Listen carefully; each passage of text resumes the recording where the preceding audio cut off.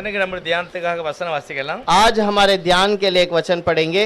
ஆதியாகமம் 50வது அதிகாரம் उत्पत्ति का 50वां अध्याय 25வது வசனத்தை வாசிக்கணும். उसका 25वां वचन पढ़ेंगे. उत्पत्ति का 50वां अध्याय उसका 25वां वचन. தேவன் உங்களை சந்திக்கும் போது என் எலும்புகளை இவ்விடத்திலிருந்து கொண்டு போவீர்களாக என்று சொல்லி யோசேப்பு இஸ்ரவேல் புத்திரரிடத்தில் ஆணையிடுவித்துக் கொண்டான். फिर यूसुफ ने इस्राएल से यह कहकर कि परमेश्वर निश्चय तुम्हारी सुधि लेगा, उनको इस विषय में शपथ खिलाई, हम तेरे हड्डियों को यहाँ से उस देश में ले जाएंगे. எத்தனை பேருக்கு வசனம் விளங்குது? कितने लोगों को ये वचन समझ में आता है? யோசேப்பு கடைசில அவர் ஒரு வார்த்தை சொல்லுகிறார். यूसुफ आखिर में एक बात को कहता है அவருடைய மரண தருவாயில அவர் சொல்லுகிறார். और वो अपने मरण के आखिरी समय पर इस वचन को कहता है. சத்தியம் பண்ணி சொல்லுங்கங்கற. वो कहता है तुम मुझसे कसम खाकर मुझसे वादा करो करके कहता है. அவங்களும் சத்தியம் பண்ணதாங்க. और उन्होंने कसम खाई. பழைய ஏற்பாட்டு காலத்துல சத்தியம் பண்ணியாச்சுன்னா அதை மாறவே கூடாது. और पुराने नियम के अंदर अगर किसी बात का हमने शपथ खाया है तो उससे बदलना ही नहीं चाहिए. 26வது வசனம் சொல்லுது யோசேப்பு 110 வயதுல அவர் மரிக்கிறார். उसके बाद लिखा है यूसुफ 110 वर्ष का होकर मर गया. ஆனா உயிரோடு இருக்கும்போது அவர் சொல்லுகிற வார்த்தை, लेकिन वो जीवित रहने के समय पर एक बात को कहता है, நீங்க மண்ணுக்குள்ள வைக்க கூடாது, मुझे यहाँ पर इस देश में कहीं पर खड्डे में खोद कर दफन न करना, ஒரு பெட்டியில வைக்கணும், एक बक्से में रखना, அந்த பெட்டியையும் வெளியே தான் வைக்கணும், और उस बक्से को बाहर ही रखना. ஆனா கர்த்தர் உங்களை ஒரு நாள் சந்திக்க போறார். एक दिन मसीहा आकर तुमसे मुलाकात करेगा, கண்டிப்பா உங்களை பாப்பார், जरूर तुमसे मुलाकात करेगा. இந்த ஊரை நம்ம காலி பண்ண வேண்டியிருக்கும். और उस दिन इस नगर को हमें खाली करके जाना होगा. அப்போ என் எலும்பு பெட்டியையும் கொண்டு அங்க கொண்டு அடக்கம் பண்ணணும். और तब मेरा इस हड्डी के बक्से को उठाकर वहां पर लेकर जाकर दफन करना. இதத்தான் அவர் வார்த்தையில சொல்லி சத்தியம் வாங்குகிறார். और इसी बात को कहकर उसने शपथ खाई. ஜெப மண்டலம் बच्चे प्रार्थना करेंगे. இரக்கம் நிறைந்தவரே ஸ்தோத்திரம். पवित्र और अनुग्रह से भरा हुआ प्रभु, மகிமையான ஒரு நீதிமான் யோசேப்பு, एक महिमा का धर्मी व्यक्ति यूसुफ தீர்க்கதரிசியை போல அவர் பேசுகிறார். भविष्यवक्ता के समान बातें करता எல்லா है. சூழ்நிலையிலும் உம்முடைய அன்பு அவரோட தான் இருந்தது. सारी परिस्थिति में आपका प्रेम उसके पास है. ஆனா நீர் அடிக்கடி அவரை பேசி உற்சாகப்படுத்துற மாதிரிலாம் தெரியல. लेकिन आप बार बार उसे बात कर उत्साह करने के समान तो नहीं दिखता. அப்படியெல்லாம் தெரியவே இல்ல. वैसे कहीं नहीं दिखता. ஆனா பைபிள் சொல்லுகிறது கர்த்தர் அவனோட கூட இருந்தார். लेकिन बाइबल कहती है कि प्रभु उसके संग है. மகிமையான காரியங்களை சொல்லி இருக்கிறார். महिमा के कार्य को तूने सिखाया. இந்த ஆதியாகமம் கடைசி வசனம் சொல்லுகிறது, पुराने नियम के अंदर प्रभु उत्पत्ति के आखिरी अध्याय में लिखा है, உங்களை சந்திப்பார், प्रभु तुमसे मुलाकात करेगा. விசேஷமா அப்படிதான் சொல்லுகிறது. प्रकाशित वाक्य भी यही कहता है. கர்த்தர் சீக்கிரமாக வருகிறார். और ये प्रभु परमेश्वर जल्द आने वाला है, சந்திக்க வருகிறார், तुमसे मुलाकात करने के लिए. மகிமையான வார்த்தையை பேசுகிறார். कितनी महिमा की बात को उन्होंने बताया அதே है. நம்பிக்கை அதே விசுவாசம் எங்களுக்கு தாரும். वही भरोसा वही विश्वास हमें दीजिएगा. இருக்கிற ஒவ்வொருவருக்கும் அப்படிப்பட்ட ஆவியினால் அபிஷேகம். यहाँ पर जो बैठे हैं प्रभु हर एक को वैसा विश्वास दे. எங்களுடைய ஜெபங்களை கேளுங்க, प्रार्थना को सुन ले. நாங்கள் இந்த யோசேப்புடைய வாழ்க்கையில உண்மையிலே अनेक நன்மைகளை பெற்றுக்கொள்ளலாம். यूसुफ के समय का प्रभु बहुत सारी भलाई की बातों को पाए. கர்த்தர் எங்களோடு பேசுகிறார். प्रभु आप हमसे बातें कीजिए. இயேசுவின் நாமத்தினால यीशु के नाम से मांगते हैं पिता. யோசேப்பை பற்றி நம்ம நிறைய காரியங்களை படிக்கலாம். यूसुफ के बारे में बहुत सारे बातों को हम पढ़ सकते हैं. ஆனா இன்னைக்கு நாம் பார்க்கிறது யோசேப்பு ஒரு வாலிபனாக अन्य जनத்திடத்தில் விற்கப்பட்டார். लेकिन यूसुफ के बारे में हम जहाँ पढ़े हैं कि वो एक जवानी में वो बेच डाला गया. கடைசில அவர் சொல்லுகிற வார்த்தை, वो आखिर में एक बात को कहता है, கர்த்தர் உங்களை சந்திப்பார், प्रभु तुमसे मुलाकात करेगा. என்னுடைய சரீரத்தை நீங்க அடக்கம் மண்ணுக்குள்ள வைக்க கூடாது. और इसीलिए मेरे शरीर को यहाँ पर जमीन में न गाड़ना, பெட்டிக்குள்ள வைக்கணும், एक बक्से में रखना. அதுக்கு பிறகு தேவன் உங்களை சந்திப்பார். और उसके बाद वो परमेश्वर तुमसे मुलाकात करेगा. நீங்க அந்த ஊரை காலி பண்ணி போகும்போது என்னுடைய இந்த சவப்பெட்டியையும் கொண்டு போய் எங்க தாத்தா எங்க பாட்டனார் எங்க அடக்கம் பண்ணி இருக்காங்களோ அந்த இடத்துல அடக்கம் பண்ணணும். और तुम इस देश से जब जाओगे तो मेरे दादा परदादा जहाँ पर दफन किए गए उस स्थान पर दफन करना. அங்க கொண்டு போகணும்னு சொல்கிறார். वहाँ ले जाओ करके कहता है. கொண்டு போனாங்க. और लेकर गए. எத்தனை வருஷம் கழிஞ்சு கொண்டு போனாங்க? कितने साल के बाद लेकर गए? எத்தனை வருஷம் கழிஞ்சு கொண்டு போனாங்க? 430 வருஷம் கழிச்சு போயிருக்காங்க. करीब 430 वर्ष के बाद 430 வருஷத்துக்கு முந்தியே और 430 वर्ष के पहले இந்த ஊரை காலி பண்ணணும் அப்படின்னு இவருக்கு எப்படி தெரியும்? अब इस नगर को खाली करना है, ये इसे कैसे पता है? எப்படி படிச்சாரு? ये कहाँ पर सीखा? அங்க சபையும் கிடையாது, वहाँ पर कोई कलीसिया नहीं, பைபிளும் கிடையாது, कोई बाइबल नहीं, தீர்க்கதரிசியும் कोई கிடையாது. भविष्यवक्ता नहीं। யோசேப்பை பற்றி சொல்லும்போது கர்த்தர் அவன் கூட இருந்தாரு, அதைத்தான் சொல்லியிருக்கு. यूसुफ के बारे में लिखा है कि प्रभु उसके संग रहा। கர்த்தர் அவன்கிட்ட பேசுன மாதிரிலாம் தெரியல, प्रभु उससे बातें करने के समान कहीं पर बाइबल में नहीं लिखा கூட है, இருந்தார். लेकिन उसके संग है। நம்மளோட கூட இருக்காரா? क्या हमारे संग प्रभु है? யார் கூட எல்லாம் கர்த்தர் இருக்கிறாரு? किसके किसके साथ प्रभु है? ஆனா தெரியல. लेकिन हमें पता नहीं चलता। ஆனா யோசேப்பு அப்படிதான், யோசேப் भी वैसे ही है, நம்மள மாதிரி தான் இருந்திருக்காரு. हमारे समान ही है। பைபிள் சொல்லுது கர்த்தர் அவனோட கூட இருந்தாரு. लेकिन बाइबल कहती है कि प्रभु उसके संग था। ஆனா நிறைய இடங்கள்ல பாத்தீங்கன்னா बहुत सारे जगह पर देखे ஆண்டவர் அவங்கள தைரியப்படுத்துவாரு. प्रभु उसे धैर्य देता है। பேதுரு பவுல பார்த்து சொல்றாரு, தைரியமா இரு. पौलुस को देखकर कहता है तो धैर्य से रहे, எல்லா பக்கமும் என்ன பற்றி வசனம் சொல்லணும், सारे जगह पर मेरे बारे में गवाही दे, இஸ்ரவேல்ல போய் சொல்லணும், इजराइल में जाकर कह दे, எவனும் ஏற்றுக்கொள்ள மாட்டான், कोई भी स्वीकार न करेगा, நீ சொல்லணும். लेकिन आपको कहना है। அடிக்கடி கர்த்தர் அவனுக்கு உற்சாகப்படுத்தி வார்த்தையை கொடுத்தார். ऐसे बार बार प्रभु से तसल्ली देकर उसको और उत्साह बढ़ाता रहा। ஆனா யோசேப்புக்கு பாருங்க சொல்லவே இல்ல. लेकिन यूसुफ को कहा ही नहीं। இன்னைக்கு நமக்கு பைபிள் வாசிக்கிறோம், आज हम बाइबल पढ़ते हैं, நமக்கு நிறைய காரியம் விளங்குது, आज बहुत सारे बातें हमें समझ आती என்ன है, நடக்க போகுதுன்னு நமக்கு தெரியும். क्या हो रहा है ये भी हमें पता ஆனா है। யோசேப்புக்கு பாருங்க, लेकिन यूसुफ को அவர் देखिए, சொல்றார், தெய்வம் அந்த ஊர்ல உங்களை காலி பண்ணி வெளியே கொண்டு போவார். प्रभु तुम्हें इस देश से बाहर ले जाएगा। இது எந்த எந்த வசனத்தின் அடிப்படையில் இதை சொல்லுகிறார்? किस वचन के आधार पर इस बात को उसने अपने लोगों से कहा? இவருக்கு அந்த நம்பிக்கை வர்றதுக்கு மெயின் காரணம் அப்பா சொல்லியிருப்பாரு. इसको भरोसा आने का कारण इसके पिता ने कहा होगा। சரி, அப்பாவுக்கு எங்க இருந்து கிடைச்சது இந்த उसके पिता से, उसको पिता को कहां से बताया होगा? அவங்க அப்பா उनके पिता ஈசாக்கு. इसहाक। சரி, ஈசாக்குக்கு என்ன கிடைச்சிருக்கும்? ईसा को कहां से मिला? அவங்க அப்பா. उसके पिता।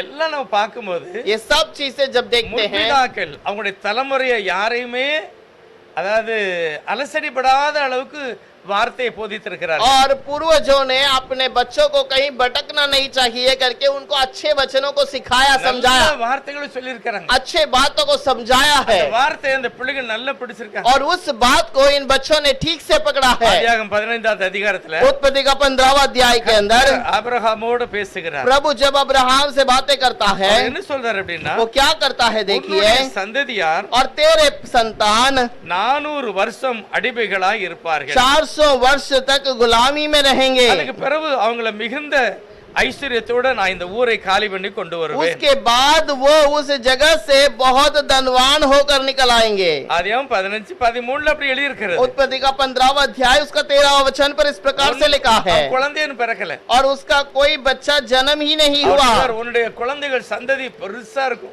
और उसने कहा तेरा संतान बड़ा रहेगा, நட்சத்திரங்களை போல நிறைய இருப்பாங்க, वो तारों के समान बहुत अधिक होंगे, அவங்க எல்லாம் ஒரு தேசத்துல உபத்திரப்படுவாங்க, वो सारे लोग तेरे देश में एक तकलीफ में पड़े रहेंगे, அவங்கள ஒரு நாள் அந்த ஊரை விட்டு நான் வெளியே காலி பண்ணி கொண்டு வருவேன், लेकिन उन्हें इस देश से मैं निकाल कर बाहर ले आऊंगा।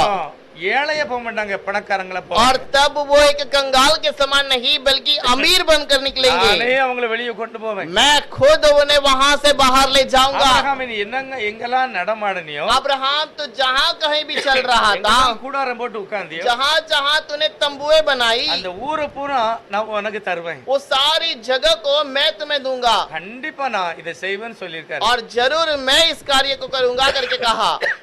இதுதான் அவளுக்கு வந்து பிடிமானம், और यही उसका एक गढ़ है। 400 வருஷம் கழிஞ்சு காலி பண்ணுவாங்க, और 400 साल के बाद हमें खाली करना है। அது வாசிக்கலாம் அந்த வசனத்தை. उस वचन को पढ़ेंगे फिर से। அப்பொழுது அவர் ஆபிரகாமை நோக்கி, உன் சந்ததியார் தங்களுடையது அல்லாத அந்நிய தேசத்திலே பரதேசிகளாய் இருந்து அத்தேசத்தாரை சேவிப்பார்கள் என்றும் அவர்களால் 400 வருஷம் உபத்திரவப்படுவார்கள் என்றும் நீ நிச்சயமாய் அறிய கடவாய்। तब यहोवा ने अब्राहम से कहा, यह निश्चय जान कि तेरा वंश पराये देश में परदेसी होकर रहेंगे और उस देश के लोगों के दास हो जाएंगे और वे उनके 400 वर्ष तक दुख देंगे। 400 வருஷம் உபத்திரப்படுவார்கள். 400 वर्ष दुख देंगे।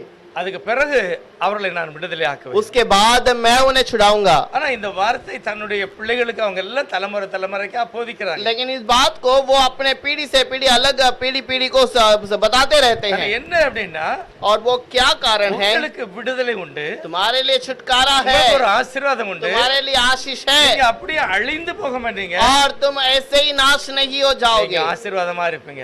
तुम आशीषित रहोगे। இதே ஆசீர்வாதம் தான் நமக்கும். यही आशीष हमारे लिए भी எல்லா है। கிறிஸ்தவங்களுக்கு இதுதான். सारे मसीहा के लोगों का यही आशीष இயேசு है। வரப்போகிறார், यीशु आएगा, அவர் உங்களை அந்த பரலோகத்துக்கு கொண்டு போறாரு. वो तुम्हें स्वर्ग में ले जाएगा, நீங்க சாதாரணமா போக மாட்டீங்க, तुम साधारण रूप से नहीं जाओगे, மகிமையான சாயலை பெற்று तुम போவீர்கள். महिमा के स्वरूप में जाओगे, மகிமையான சாயல். महिमा का रूप में। இன்னைக்கு இப்படியே நம்ம இப்படியே பரலோகத்துக்கு போக மாட்டோம். हम ऐसे ही स्वर्ग में नहीं चले जाएंगे। எப்படி போனா, अगर ऐसे ही चले गए तो, இப்படி பரலோகத்துக்கு போனா என்ன நடக்கும்? अगर ऐसे ही हम स्वर्ग में चले जाएंगे तो क्या होगा? ஆ?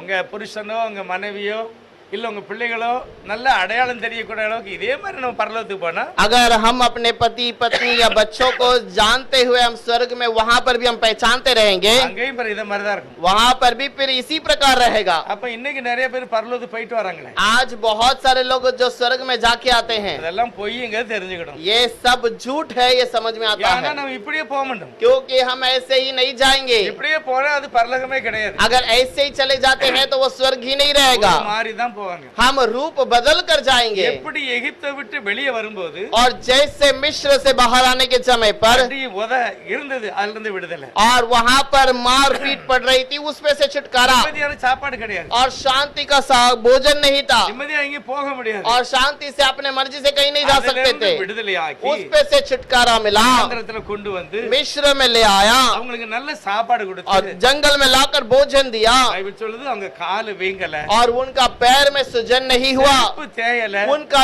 चप्पल नहीं घिसा, துணி அழுக்காகல, उनका वस्त्र गंदा न हुआ, அவங்க வளரும்போது துணி வளர்ந்திருக்கு. और जब वो बढ़ रहे थे उनका वस्त्र भी बढ़ने लगा। இப்படிப்பட்ட மகிமையான இயேசு செய்த அதே அற்புதம் और ऐसा महिमा का यीशु ने किया हुआ वही अद्भुत இன்னைக்கு நம்மளையும் கூட அப்படி மாற்ற போகிறது. आज हमें भी वैसे ही बदल देगा। ஆண்டவர் வரும்போது நமக்கு என்ன நடக்க போகுது? प्रभु आने के समय पर हमारे जीवन में क्या நம்முடைய होगा? ஜீவனை ஆண்டு மறுரூபப்படுத்தி, और हमारे जीवन को प्रभु रूपांतर में ले आएगा, அதாவது கிழியாத அழுக்காகாத நல்ல ஒரு துணியை நமக்கு தர போறாரு. और नहीं फटे हुए नहीं जो अच्छा एक वस्त्र को हमें देने वाला है। இஸ்ரவேல் ஜனங்களுக்கு கிடைச்சது இல்ல பாருங்க, इजरायलियों को जैसा वस्त्र मिला அதை விட था, மகிமையான துணிமணி, उससे भी महिमा का वस्त्र मिलेगा, அழியாத अनेक ஆசீர்வாதங்களை தருவார். और वो अविनाशी आशीष को हमें देगा, அதுதான் நடக்க போகுது. और यही होने वाला है। யோசேப்பு சொன்னது நடந்துட்டு, यूसुफ ने जो कहा वो हो गया। ஏசப்பா சொல்லிருக்காங்க, அது நடக்குமா நடக்காதா?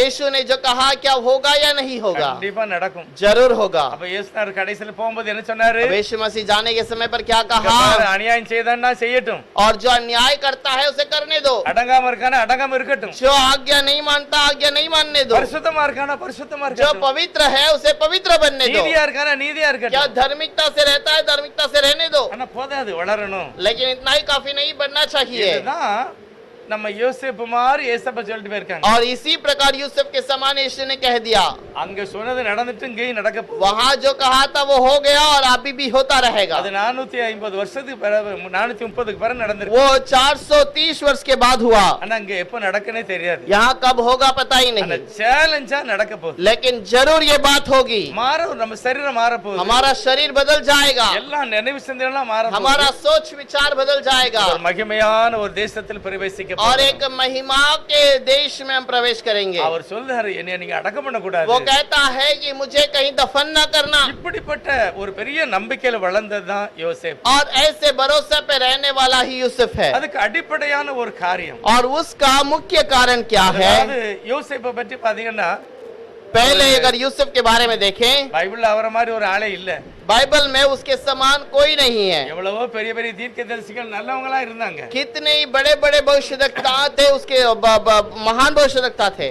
பவுல்லாம் பரிசுத்தவான் தான். पौलुस भी पवित्र है। அவர் சொல்றாரு, நான் சபையை துன்பப்படுத்தினேன், அதனால நான் தகுதி இல்லைங்க. वो कहता है मैंने कलीसिया को निंदा किया लेकिन मैं योग्य नहीं। பெரிய அப்போஸ்தலன் பேதுரு, पत्र पढ़ा जो प्रेरित है वो पतरस है। நான் இயேசுவானவர் தெரியாதுன்னு சத்தியம் பண்ணிட்டேன் और அப்படி. मैं यीशु को नहीं जानता करके मैंने कसम भी खा लिया। இப்படி வேதாகமத்தில் இருக்கிற அத்தனை பேருமே ஏதோ ஒரு விதத்துல தெய்வத்தை और துக்கப்படுத்தினார்கள்.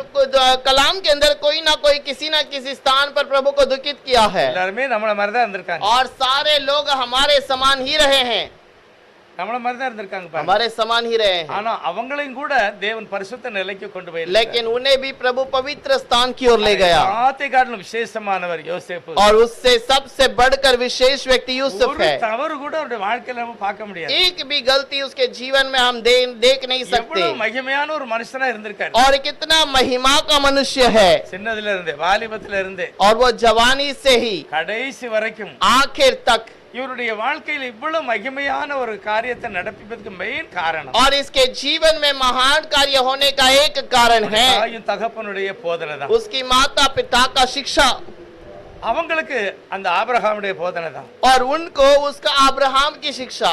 தேவனை அப்படி நம்பினார்கள். प्रभु को उन्होंने वैसा भरोसा किया था, அவர்தான் என்னை நடத்துவார், वही मुझे चलाएगा, அவர்தான் எங்களை வழி நடத்துவார், वही मुझे चलाएगा அவர் என்னை கைவிட மாட்டார். और वो मुझे नहीं छोड़ेगा। என்ன நடந்தாலுமே தெய்வம் என்னோட கூட இருக்கு. कोई भी परिस्थिति क्यों ना हो वो मुझे नहीं छोड़ेगा। விசுவாசிகளின் தகப்பன், विश्वासियों का पिता, அவன் பிள்ளைகளும் அப்படிதான் இருந்திருக்காங்க. उसके पिता उसके बच्चे भी वैसे ही உலகத்துல थे। என்னெல்லாமோ வாழ்க்கையில நடந்து போனாலும் दुनिया में बहुत सारे बातें पूरा आगे निकल कर जाने के யோசேப்புடைய बावजूद வாழ்க்கையில ஒரு மகிமை இருந்தது. यूसुफ के जीवन में एक महिमा की बात थी। ஆரம்பத்துல பாத்தீங்கன்னா அவருடைய சகோதரமார் செய்த தவறுகளை அப்பாட்ட சொல்றாரு. और वो अपने भाइयों का जो गलती है वो उसे वहां पर करके दिखाया। தப்பு, அதாவது இது பாவம் இது தப்புன்னு யாருக்கு தெரிஞ்சிருக்கு? और ये पाप है ये गलत है करके किसे पता चला? யோசேப்புக்கு தெரிஞ்சிருக்கு. यूसुफ को पता चला है। இன்னைக்கு நமக்கு தெரியணும். आज हमें पता होना चाहिए தேவனுடைய பிரியமில்லாத காரியங்களை நம்ம அடையாளம் கண்டிப்பா கண்டுபிடிக்கணும். प्रभु के लिए जो प्यारा नहीं है उस बात को हमें ठीक से समझना है। இடத்துல பாக்குற अनेक பரிசுத்தவான்கள் कलाम के अंदर देखने वाले बहुत सारे पवित्र लोग தெரிஞ்சிருந்தோம் என்னெல்லாமோ தவறு செய்யும் போது देखने के बावजूद भी बहुत सारी गलतियां करते हैं। इसलिए ஆண்டவர்கிட்ட போய் மனஸ்தாபப்படும் போது கர்த்தர் அந்த மனுஷனை மாற்றி நீதிமானாய் பரிசுத்தவனாய் மாத்திட்டார். और जब प्रभु के समूह में जाकर जो पाप का प्रायश्चित मांगते तो प्रभु उसे क्षमा करता है கண்டிப்பா அவளை மாத்தி பரிசுத்தவனா மாத்துதார். और जरूर उन्हें बदलता है और उन्हें क्षमा करता है। யோசேப்பு அப்படி இல்ல பாருங்க. यूसुफ ऐसा नहीं है ஆரம்பத்திலேயே தவறை தவறாக புரிந்து கொண்டார். और वो गलती को पहले से ही उसने गलत करके समझ लिया था। அதனாலதான் इसीलिए நம்பிக்கை கர்த்தருக்கு மேல இருந்து उसका भरोसा केवल प्रभु के ऊपर था। தேவன் அவனுக்கு ஒரு தரிசனத்தை प्रभु கொடுத்தார். ने उसे बहुत बड़ा दर्शन दिया। தரிசனம் பெற்ற மனிதன் दर्शन पाया हुआ व्यक्ति அந்த தரிசனத்தை அவர் நம்பினார். उस दर्शन को उसने भरोसा किया। அந்த தகப்பன் கூட நம்ப முடியல. उसके माता पिता उसके पिता ने भी उससे भरोसा नहीं किया था। நமக்கு அப்படி தரிசனம் பெற்றிருக்கோமா हम யாராவது? क्या हम में से किसी ने ऐसा दर्शन पाया है? தேவன் அப்படிப்பட்ட தரிசனம் கொடுத்திருக்கிறாரா? क्या प्रभु ने ऐसा कोई दर्शन आपको दिया है? சிலர் வேதம் வாசிக்கும் போது மனசுலயே ஒரு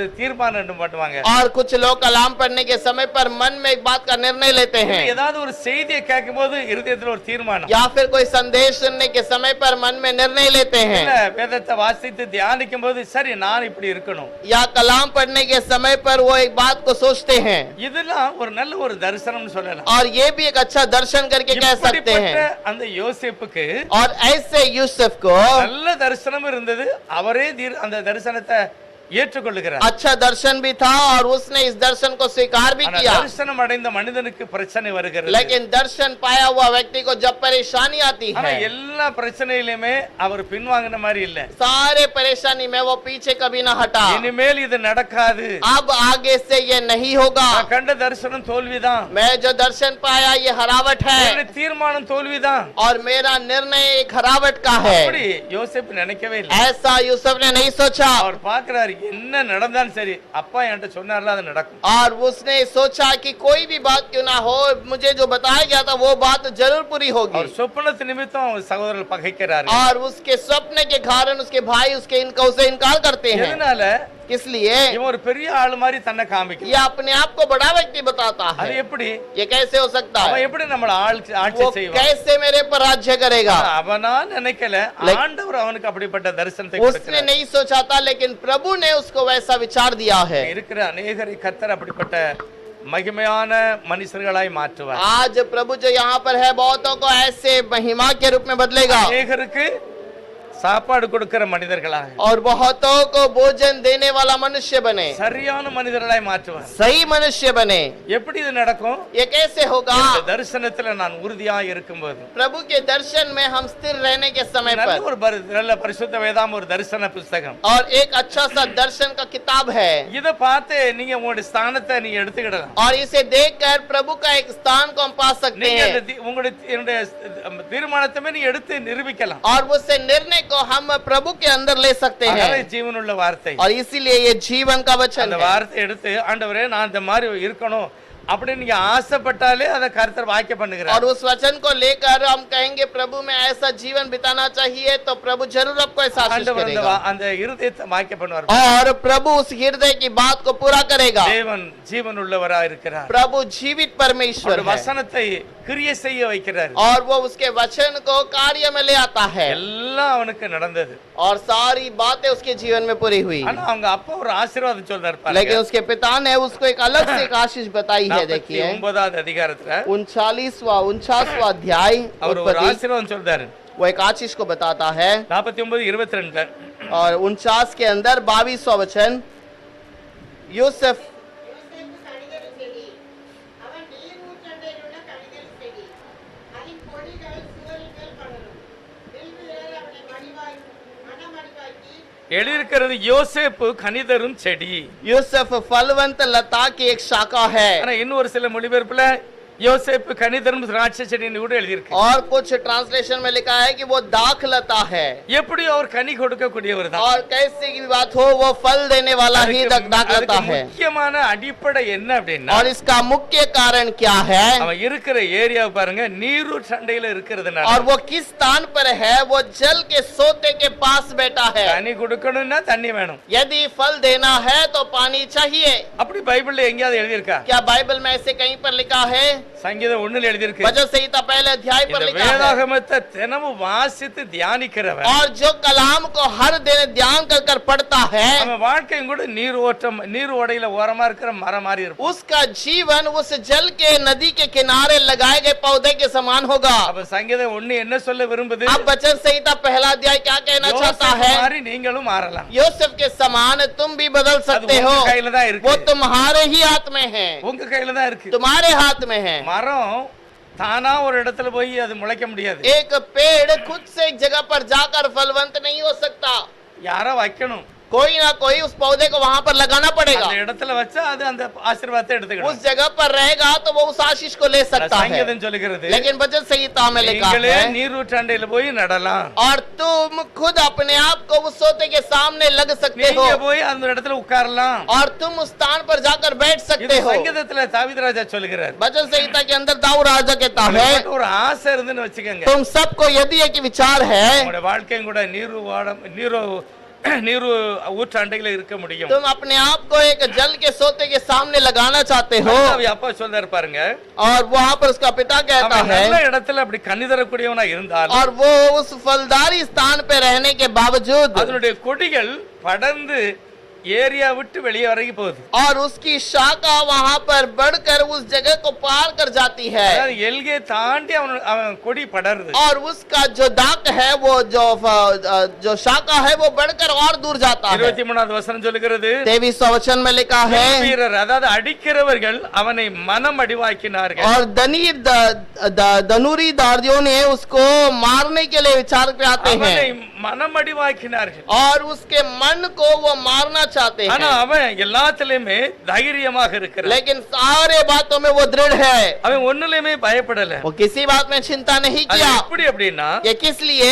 யாக்கோவுடைய தெய்வம் அவனோட கூட இருந்ததனால் அப்படி நடந்தது. याकूब का परमेश्वर उसके संग रहा, इस कारण ऐसा हुआ है. அவன் ஒரு மெய்ப்பனை போல और இருக்கிறான். वो एक चरवाह के समान है, அவன் இஸ்ரவேல்ல கன்மலையை போலவும் இருந்தான். और वो इजराइल में एक चट्टान के समान भी है. யோசேப்புடைய வாழ்க்கை ரெண்டு காரியத்தை கர்த்தர் சொல்லுகிறார். यूसुफ के जीवन को दो बातों के बारे में बताता ஒன்று है. மெய்ப்பன், एक चरवाह, ஆடுகளுக்கு அவன் சாப்பாடு கொடுக்கான். और भेड़ बकरियों को भोजन खिलाता है, இன்னொன்னு கன்மலை, और दूसरा वो चट्टान है. இயேசுதான் அந்த கன்மலை. यीशु ही वो चट्टान है. பழைய ஏற்பாடு சொல்லும்போது நம்முடைய தெய்வம் யெகோவாவே அந்த நித்திய கன்மலையாக இருக்கிறார். और पुराने नए नियम में लिखा है कि यहोवा ही हमारा नित्य चट्टान है। புதிய ஏற்பாடு சொல்லுது அந்த கன்மலை கிறிஸ்துவே. नए नियम कहता है कि वो चट्टान मसीहा है கன்மலைக்கு மேல கட்டி இருக்கிற வீடு பாதுகாப்பு. और चट्टान के ऊपर बनाया जाने वाला भवन स्थिर रहता है கன்மலையில இருந்து தண்ணீர் வந்தது. और उस चट्टान के ऊपर से जल के இந்த सोते आते ரெண்டு हैं। காரியமே யோசேப்புட்ட இருக்கு. ये सारी बातें यूसुफ के पास है। மெயின் காரணம் என்ன? इसका मुख्य कारण क्या है? அவன் தானாகவே அந்த இடத்தை தெரிந்து கொள்ளுகிறான். और वो खुद से ही उस बात को अपने स्थान को चुन लिया அவனே ஏரியாவை விட்டு மாத்திட்டான். और उसने अपने आप को उस जगह को बदल दिया இதுதான் ஆசீர்வாதம். और यही आशीष है। இன்னைக்கு நம்ம அப்படி மாற முடியும்னு பைபிள் சொல்லுகிறது. आज हम ऐसे बदल सकते हैं, ऐसे कलाम कहता है। நீங்களும் உங்க இடத்தை மாற்ற முடியும். और आप भी अपने स्थान को बदल सकते हो। ஒண்ணு அப்படிதான் எழுதி இருக்கிறது. वचन संहिता 1 में ऐसे ही लिखा ஒரு है, இடத்தை நீ ஒதுக்கணும். 3 जगह को बदल दे, ஒரு இடத்துல வந்து நீ உட்கார்ந்துறணும். लेकिन एक स्थान पर आकर खड़ा रहना। சூழ்நிலை எல்லாம் பார்க்காதங்க. परिस्थिति को ना देख, தெய்வம் உங்களை அப்படி நடத்துவார். परमेश्वर तुम्हें ऐसे चलाएगा। நேத்து ஒரு பிரதர் சாட்சி சொல்றாரு. कल एक भाई ने गवाही दिया था, ரொம்ப கஷ்டம். बहुत कष्टों में थे சாப்பாட்டுக்கே வழி இல்ல. और भोजन के लिए कोई रास्ता नहीं, ஒண்ணுக்கும் வழி இல்ல. कोई रास्ता नहीं। இந்த கத்தாழையில் உள்ள குருத்தை எடுத்து நான் சாப்பிட்டேன். और ये जो அதாவது ஒரு செடி एक அது அது பாய்சன் தான். वो एक जहरीला एक पौधा है, उसके अंदर के चीजों को मैंने ஆனா काट அந்த कर खाया அந்த குருத்தை எடுத்து நான் திம்ப வழி இல்ல. और कोई रास्ता नहीं था, इसलिए उस भोजन को मुझे खाना पड़ा था சாப்பாட்டுக்கே வழி இல்ல. क्योंकि भोजन के लिए कोई स्थान नहीं। ஆனா தெய்வம் என்ன அந்த மாதிரி வழியில தான் நடத்தினார். प्रभु मुझे ऐसे स्थान पर ही चलाया। ஒரு நாள் தெய்வத்தை கண்டுகொண்டேன். एक बार मैंने प्रभु को पहचाना, ஆண்டவருக்கு நீ ஒப்பு கொடுத்தேன். प्रभु को मेरे पास अर्पण किया, கர்த்தருக்காக வாழ प्रभु பிரயாசப்பட்டேன். के लिए मैं जीवन बिताने के लिए எங்க सोचा। சபையில 2 பேர் வருவாங்க. 2 लोग मेरे कलीसिया में आते हैं। ஒரு ஆளு 4 அணா காணிக்க போடுவாங்க. एक जो व्यक्ति है 25 पैसा दान देता है ஒரு ஆளு 5 ரூபாய். और एक व्यक्ति 5 रुपया। ஒரு சகோதரி ஒரு பாட்டி அம்மா 5 ரூபாய் போடுவாங்களா. एक पार्टी 25 पैसा। 25 பைசா ஒரு பாட்டி. एक बुजुर्ग लेडी औरत आती है, वो 25 पैसे दान डाल जाती है 5 ரூபாய். और एक व्यक्ति है 5 रुपया दान देता है। அந்த வாரம் பூரா அதுதான் அவங்களுக்கு சாப்பாடு. और मेरे पूरे हफ्ते के लिए वही मेरा भोजन के लिए है। தெய்வ சமூகத்துல முழங்கால நிப்பேன். मैं प्रभु के समूह में घुटने में रहता हूँ ஆனா இன்னொரு இடத்துக்கு நான் ஊழியத்துக்கு போவேன். और एक जगह पर मैं सेवकाई के लिए जाता हूँ। 5 ரூபாய் வந்த அன்னைக்கு நான் பஸ்ல போவேன். और जिस दिन 5 रुपया मिला उस दिन मैं बस में जाता हूँ அப்புறம் வரும்போது நடந்து வந்துருவேன். और आने के समय पे चल के आता हूँ। இதுதான் என்னுடைய ஊழியம் இருந்தது. ऐसे ही मेरा सेवकाई ஆனா था। ஒரு நாள் ஒரு சபைக்கு போகும்போது एक बार एक कलीसिया में गया था தேவனுடைய மனுஷனை பார்த்து பேசினார். और एक परमेश्वर के व्यक्ति ने मुझसे कहा, உனக்கு எவ்வளவு வருதுன்னு நீ பார்க்காத. तेरे पास कितना पैसा आता है इसका तू ध्यान मत दे, எவ்வளவு வருதோ அதுல தசமாத்து எடுத்து டப்பால போட்டுரு. और जितना आता है उस पे दसवांश निकाल कर प्रभु के लिए रख, அத கர்த்தருக்கு கொடு. उसे प्रभु को दे। எனக்கு இந்த வசனம் கேட்டவனே ஒரு ஆச்சரியமா இருந்தது. और मुझे ये वचन सुनने के बाद आश्चर्य हुआ। அவர் ஒரு வார்த்தை போடுறாரு. उसने एक बात कहा, இன்னைக்கு நான் அத பத்தி பேசுகிறேன். आज मैं बात करता हूँ। ஒரு சில நாதாரிகள் இதை நம்ப மாட்டாங்க. और कुछ लोग जो अनपढ़ हैं, जो सोच विचार नहीं करते, उसके बारे में सोचते नहीं, அத பத்தி நான் கவலைப்படல. उसका मैं चिंता नहीं करता। கர்த்தர் எனக்கு செய்ததை நான் சொன்னேன். और प्रभु मेरे जीवन में जो किया उसे मैं बताता हूँ। 1 ரூபாய் கொடுத்தாலும் சில்லற மாத்தி 10 பைசா போட்டுருவேன். और 1 रुपया भी अगर कोई दान देता है तो 10 पैसे मैं उस दान बक्से में डालता हूँ। ஒரு சின்ன டப்பா एक छोटा सा बक्सा நிறைஞ்சிட்டு वो बढ़ गया கொஞ்சம் பொறுத்தது पर இன்னொரு டப்பால போட்டேன். और उसके बाद मैं बढ़ते गया, दूसरा डब्बा मैंने बदल दिया திரும்ப அத நான் ஏழைகளுக்கு உதவி செய்ய ஆரம்பிச்சேன். और मैं गरीबों को मदद करना शुरू किया। ஆச்சரியமா இருந்தது. मुझे बहुत आश्चर्य हुआ। இப்போ 5 ரூபாய் 4 அணா வந்து இப்ப மாறி 15 ரூபாய் 20 ரூபாய் மாறிட்டு. अब जो 5 रुपए 10 रुपए से अभी 15 रुपए 20 रुपए बन गए। இப்போ சபையில நிறைய 50 ரூபாய் போட ஆரம்பிச்சிட்டாங்க. बहुत सारे लोग 50 रुपए तक दान देना शुरू எவ்வளவு किया। போட்டாலும் சரி 10ல ஒண்ணு தூக்கி டப்பால போட்டுருவேன். और जितना भी हुआ मेरे पास दान आता है उसमें से 10 में से 1 मैं वहां निकाल कर प्रभु के लिए रखता हूँ। 75 ரூபாய் வந்தது, 75 रुपया आए, 100 ரூபாய் வந்தது, 100 रुपया, 200 ரூபாய் வந்தது. 200 रुपया आए। கொஞ்ச நாள் பாத்தீங்கன்னா அந்த டப்பாலாம் நிறைஞ்சிட்டு. और थोड़े समय के बाद ये डब्बा भरना शुरू होता गया। ஒரு பெரிய வாளிய வச்சேன். इसीलिए मैं आज बहुत बड़ा बाल्टी रखता हूँ। 2 ஊழியக்காரங்களுக்கு கார் வாங்கி கொடுத்திருக்கேன். और 2 सेवकों को मैंने कार भी लेकर दिया है। ஒரு வருஷத்துக்கு அந்த வாளி நிறைஞ்சிரும். 1 साल में वो बाल्टी का पैसा भर जाता முழு है। பைசா போடலனா मैं पूरा पैसा एक साथ नहीं डालता, 10ல ஒண்ணுதான். मैं 10 में 1 बार ही उसमें डालता हूँ। 2 பேருக்கு நான் கார் வாங்கி கொடுத்திருக்கேன். 2 लोगों को मैंने कार लेके दिया है। ஒரு நாளும் கர்த்தர் பட்னியா வைக்கல பாருங்க. मुझे प्रभु ने कभी भूखा नहीं रखा। அது வசனத்தின் அடிப்படையில் நான் போகும்போது எனக்கு ஆசீர்வாதம். और जब वचन के अनुसार मैं चलता हूँ मुझे आशीष है। தசமபாகத்துல மட்டும் கிடையாது. केवल दसवांश में ही नहीं, என்னுடைய நடவடை, என்னுடைய பேச்சு என்னுடைய உடுத்துகிறது எல்லாத்துலயும் मेरा चाल चलन, मेरा पहनावा, मेरा सारे बातों में प्रभु देखता है। யோசேப்பு ஒரு சரியான அடையாளம். योसेफ एक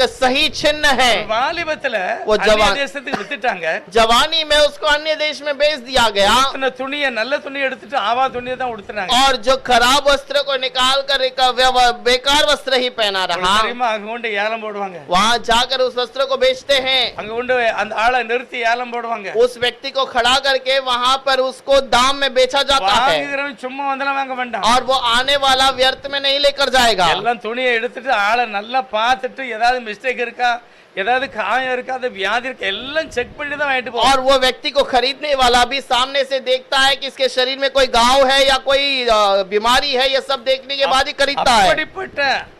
அப்படிப்பட்ட அசிங்கமான சூழ்நிலையில தான் யோசேப்பு ஒரு ஆள் வாங்கிட்டு போறாரு. और वैसे बुरे परिस्थिति में यूसुफ को एक व्यक्ति खरीद कर ले गया। யோசேப்பு கூட ஒரு ஆள் இருக்குது யாருக்குமே தெரியல. लेकिन यूसुफ के साथ में और एक व्यक्ति है, वो किसी ने नहीं देखा। யோசேப்பு கூட இருக்காரு. यीशु उसके संग है, கர்த்தர் கூட இருக்காரு. प्रभु उसके संग है। அண்ணமாருக்கும் தெரியல, उसके भाइयों को पता न चला, வாங்கினவனுக்கும் தெரியல, जिसने खरीदा उसे भी पता नहीं चला। போய் வேலை பார்க்கணும் அந்த எஜமானுக்கு தெரிஞ்சிட்டு. लेकिन जहाँ पर काम कर रहा था उस मालिक ने उसे पहचान लिया। இவன் கூட தெய்வம் இருக்கிறார். इसके साथ में प्रभु है। அந்த நாளில இருந்து ஒரு ஆசீர்வாதம். जिस दिन से ये मेरे घर पर आया उस दिन से मेरे घर पे आशीष है। நல்லா நம்ம புரிஞ்சுக்கணும் நம்ம கூட ஆண்டவர் இருக்கிறத அடையாளம் கண்டிப்பா தெரியும். और हमको अच्छे से जानना है, मेरे साथ प्रभु है ये दूसरे लोग पहचानना चाहिए। கண்டிப்பா தெரியும், जरूर दिखेगा அது அடையாளப்படுத்திரும். और वो उसे जरूर पहचानेगा அதுக்கு பிறகுதான் உங்களுடைய கர்த்தர் உங்களுடைய காரியங்களை ஆசீர்வதிக்கிறார். और प्रभु जरूर उस कार्य को आशीष करता है। அப்படி அடையாளப்படுத்தும் போது நிறைய பிரச்சனை வருகிறது. और वैसे चिन्ह के रूप में बताने के समय पर बहुत सारी बातें आती है। சங்கீதம் 105வது வசனத்துல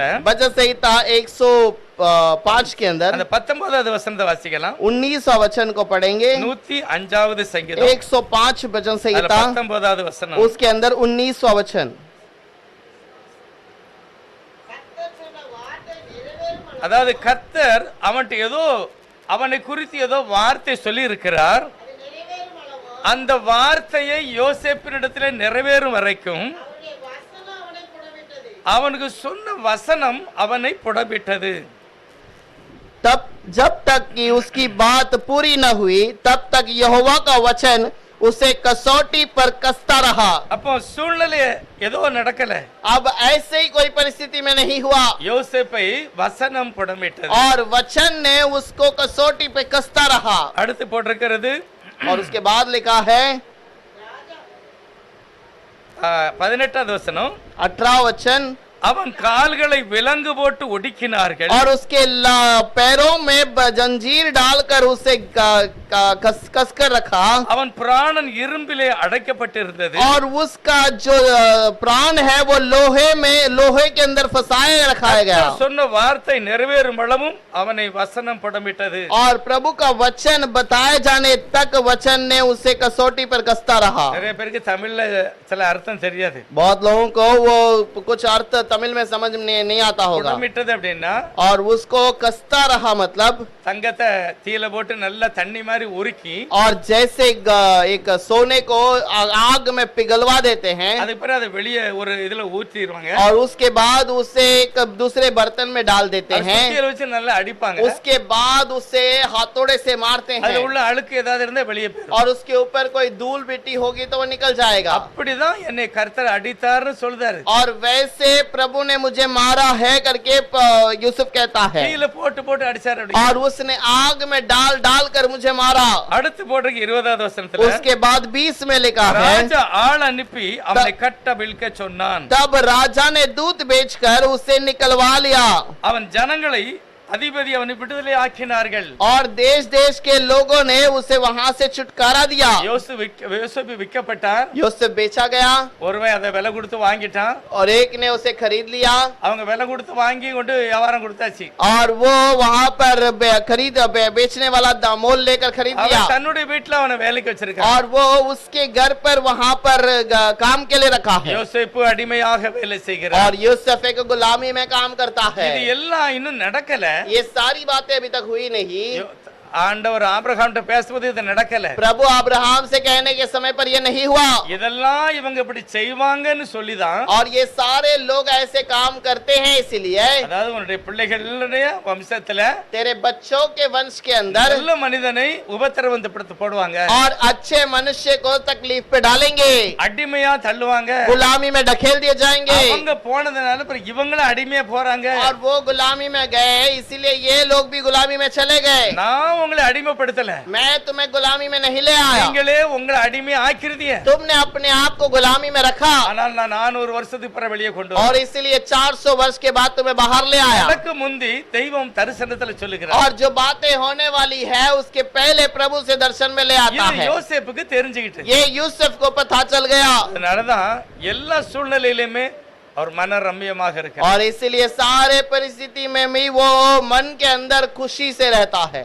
யோசேப்பு வாழ்க்கையில நடந்த நிறைய உபத்திரவம், बहुत यूसुफ के जीवन में होने वाली बहुत सारी तकलीफ है। இன்னைக்கு நம்மளையும் ஒரு சிலருக்கு இருக்கலாம், आज हमारे भी कुछ लोगों के जीवन में हो सकता है, தேச தேசமா இருக்கலாம், अलग अलग प्रकार से हो सकता है, ஏதாவது இருக்கட்டும். और कुछ भी क्यों ना रहे, யாரோ கீழ்ப்படிய மாட்டேங்காங்க, कोई आज्ञा नहीं मानता, யாரோ பிரச்சனை படுதாங்க, कोई समस्या करता है, நம்மள வர மாட்டேங்க, कोई पगार नहीं देता, என்னெல்லாமோ நடக்கணும் வைங்களே. कुछ ना कुछ बात होता है। ஆனா तो தெய்வத்துக்கு தெரியுது, लेकिन प्रभु को पता है உங்களை வசனம் புடமிடுகிறது. वचन आपको कसौटी से कसता है, சாத்தான் உங்களை இறங்கி என்ன செய்ய முடியாது. शैतान उतरकर कुछ नहीं कर सकता। ஏதோ ஒரு காரியம் என்ன இந்த மாதிரி நடத்துகிறது. कोई तो एक बात है, आने वाली बात मुझे ऐसे ले जा रहा है। 10 கற்பனையில ஒரு கற்பனை, 3வது 4வது கற்பனை. 10 आज्ञा में दूसरा तीसरा और चौथा का आज्ञा है। வம்சத்துல யாராவது விக்கிரக ஆராதனை பண்ணாங்கன்னா और तेरे वंश में यदि किसी ने मूर्ति पूजा की, அவன் பிள்ளையை பாதிக்கும், वो उसके बच्चे को परेशानी அவன் होगी, பிள்ளையை பாதிக்கும். उसके बच्चे को भी परेशानी அப்ப करेगा। வசனம் சொல்லுது பாருங்க, वैसा वचन कहता है ஒருவேளை இப்படிப்பட்ட பாவம் கூட என் குடும்பத்துல வந்திருக்கு. शायद ऐसी परिस्थिति मेरे परिवार में हो ஆனா सकती है, புதிய ஏற்பாட்டுல लेकिन नए नियम के अंदर இயேசுநாதரை ஏற்றுக்கொண்ட பிறகு, यीशु मसीह को स्वीकार करने के பாவங்களை बाद, அறிக்கை செய்யும் பொழுது, पाप को कबूल करने के बाद, தொடர்ந்து வர பாவத்தெல்லாம் கர்த்தரை அழிச்சிட்டு தான் உள்ள கொண்டு வர. और ये सारा जो पीछे आने वाले पाप को प्रभु दूर करके ही हमें उसके पास ले आता அதனால है। நீங்க சொல்ல முடியாது முன்னோர்களுடைய பாவம் என்னை பிடிக்கணும். इसीलिए आप आज नहीं कह सकते कि मेरे पूर्वजों का पाप मुझे आज पकड़ा हुआ है, இயேசுப்பா சிலுவையில क्योंकि நீக்கிட்டாங்க. यीशु ने क्रूस पर उसे नाश कर दिया। இப்போ ஏதாவது நடக்கும்னா, अभी अगर कुछ हो रहा है, ஒண்ணு என்னுடைய தவறு, एक मेरी गलती है, இல்ல தெய்வம் உங்களை புடமிடுகிறார். या फिर प्रभु मुझे कसौटी पर कस रहा மிக है। முக்கியமான ஆளு, और ये एक मुख्य बात है, உங்களை தேவன் ஏதோ ஒரு விசேஷமான இடத்துக்கு ஆயத்தப்படுத்துகிறார். प्रभु मुझे कोई तो स्थान में ले जाने के लिए ऐसे परिस्थिति में ले வேற जाता வழியே है, கிடையாது. और कोई रास्ता नहीं। இதை தெரிஞ்சுக்கிட்டா इसे जान लेंगे, சொல்லுங்க, ஏசப்பா நன்றி, हम कहेंगे प्रभु धन्यवाद, இந்த பிரச்சனையில இருந்து நான் வெளியே வந்துருவேன். ये समस्या से मैं बाहर आ जाऊंगा। உங்களுக்கு தெரியாம ஒண்ணுமே நடக்கல, आपको जाने बिना कुछ नहीं होगा, ஆனா எனக்கு நன்மை தான் நடக்கும். लेकिन मेरे लिए भलाई होगी। இந்த மாதிரி நான் அறிக்கை செய்யும் போது தான் சாத்தான் வெட்கப்படுகிறார். ऐसे कबूल करने के समय पर शैतान शर्मिंदा होता है। அடிக்கடி சொல்லுது, யோசேப்போடு கர்த்தர் இருந்தார். बार बार लिखा गया है यूसुफ के साथ प्रभु था, இல்லாததை சொல்லி ஜெயில அடைச்சாச்சு. और जो नहीं किया है उस बात को बताकर उसको जंजीर में बांधा गया, ஆய் திறக்கவே இல்லை. वो मुंह खोला ही नहीं। பாரு, உன் பிள்ளை உன் மனைவிதான் இப்படின்னு சொல்லவே இல்லை. और उसने ऐसा नहीं कहा कि तेरी पत्नी ने ऐसा किया, ஒண்ணுமே சொல்லல. और उसने कुछ नहीं कहा, அமைதியாக वो இருக்கிறார். शांति से रहा। கல்வாரி சிலுவையில் இயேசுவானவரை சிலுவையில் அடிச்சாங்க. कलवरी क्रूस पर जब यीशु को चढ़ाया गया, நீ மேசியானா கீழே இறங்கி வாயா. यदि मसीहा है तो उतर कर आ जा। பைபிள் சொல்றார், வாய் திறவாது இருந்தார். बाइबल कहती है कि उसने अपना मुंह न खोला, அப்படியே அமைதியா இருக்கிறார். वो ऐसे ही शांत रहा। பைபிள் சொல்லுகிறது, बाइबल में लिखा है வரப்போகிற நம்மை விடுதலை ஆக்குவதற்காக आने वाले हमको छुटकारा देने के ஒரு लिए வார்த்தை கூட சொல்லாம இருந்தார். वो एक भी शब्द नहीं कहा, ஏதாவது நான் சொல்லிட்டோம்னா और कोई बात यदि मैं कह दूं வரக்கூடிய சந்ததி ரட்சிக்கப்படாது. आने वाला संतान उद्धार न पाएगा, ஆகவே அவனை சரி பண்ணணும். उसे सुधारना है। எவ்வளவு பெரிய துரோகியா இருந்தாலும் நான் மன்னித்து பரிசுத்தப்படுத்தணும். कितने भी बड़े विद्रोही हो उसे बचाना है, क्षमा ஆகவே करना है। இயேசு அமைதியாக இருந்தார். इसलिए यीशु शांत पे रहा, யோசேப்பு கூட அப்படிதான் இருந்திருக்காரு. यूसुफ भी वैसे ही रहा। யோசேப்பு இயேசு கிறிஸ்து ரெண்டு பேரையும் பார்த்தா ஒரே மாதிரி நிறைய காரியம் நடந்திருக்கு. यूसुफ और यीशु दोनों को देखेंगे तो बहुत सारी बातें मेल जोल रही சகோதரர்கள் हैं, வித்துட்டாங்க. और उसके भाइयों ने बेच दिया, அங்க வேலை செய்யற இடத்துல தவறான ஒரு கம்ப்ளைண்ட் பண்ணி அடைச்சாச்சு. और काम करने वाले स्थान पर गलत इल्जाम लगाकर उसे बंदी गृह में रख ஆனா दिया। அவருடைய தனி வாழ்க்கையில தேவனோடு நடக்கிற ஒரு மனிதனாக இருக்கிறார். लेकिन उसके अकेलेपन के जीवन में वो प्रभु के साथ चलता हुआ அவருடைய रहा। வார்த்தையை பாருங்க. उसका शब्दों को देखिए, தேவனுக்கு முன்பாக நான் எப்படி செய்வேன்? प्रभु के समूह में मैं कैसे करूंगा, அவர் என்னை பார்க்கறாரு. वो मुझे देख रहा है। அப்போ நான் இவர் தினமும் தேவனிடம் பேசிக்கிட்டே இருக்கார். इसका मतलब वो हर दिन प्रभु से बातें करता है। நிறைய விவரம் பைபிள்ல எழுதல. बहुत सारी बातें कलाम में लिखी ஆனா नहीं गई, பைபிள் சொல்கிறது கர்த்தர் யோசேப்போடு கூட இருந்தார். लेकिन वचन कहता है कि प्रभु यहोवा उसके संग रहा। யாரோட கர்த்தர் இருப்பாரு? किसके साथ प्रभु रहता है? எப்பொழுதும் மகிமைப்படுத்துறவனோட கூட இருப்பார். और जो उसकी हमेशा महिमा करता है उसके संग அவரை प्रभु रहता நம்புகிறவன் है। அசைக்கப்படுவதில்லை. उसके ऊपर भरोसा करने वाला कभी डगमगाएगा नहीं, இப்படிப்பட்ட ஒரு சுபாவம் இருக்கிறது. और ऐसा स्वभाव है। இன்னொரு காரியம் அவர் சொல்றாரு பாத்தீங்கன்னா, और एक बात को वो कहता है, देखिए 49வது அதிகாரத்துல 49वां अध्याय उत्पत्ति का அவர் किताब, ஆசீர்வதிக்கும் போது அவர் ஒரு வார்த்தை சொல்லுகிறாரு. वो आशीष करने के समय पर और एक बात को कहता உன் है, தகப்பனுடைய தேவனாலே ஒரு ஆசீர்வாதம் உனக்கு வருகிறது. और तेरे पिता के ईश्वर के काम के कारण तेरे ऊपर एक आशीष आती है, அவர் உனக்கு துணையாக இருப்பார். और वो तेरा सहारा रहेगा। சர்வ வல்லவராலே அது அப்படி ஆயிற்று. सर्वशक्तिमान के द्वारा ये पूरा होगा।